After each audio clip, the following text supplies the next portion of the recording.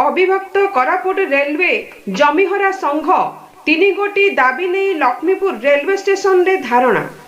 आज कोरापुट जिल्लार जमीहरा व्यक्ति माने लक्ष्मीपुर रेलवे स्टेशन सम्मुखरी धारणा देइछन्ति।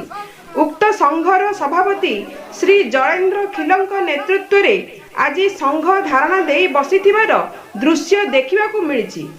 उक्त संघ दीर्घ 6 वर्ष धरी लड़ी आसुथुवा बेले आज पर्यंत कौनसी जिला प्रशासन रेलवे प्रशासन पक्षरु कौनसी प्रकार साहाय्य करबा पई आग्रह नथिबा देखि आज सकाळ 8 घटिकारु एही अनशन रे बसिथिबार दृश्य देखिबाकू मिलिछि।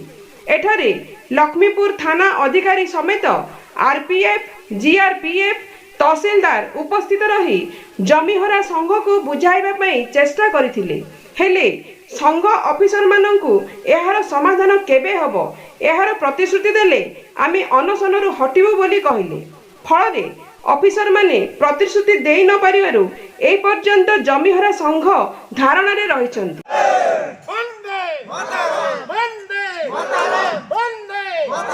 सरकार तुम्हें अमर दाबी मानी नहीं हो, रेलवे प्रशासन तुम्हें अमर दाबी मानी नहीं हो, रेलवे प्रशासन तुम्हें अमर दाबी मानी नहीं हो, सरकार तुम्हें अमर दाबी मानी नहीं हो, सरकार तुम्हें अमर दाबी मानी नहीं हो। कोरापुट जिल्लारू श्याम सुंदर पटनायक रिपोर्ट मानवाधिकार मीडिया।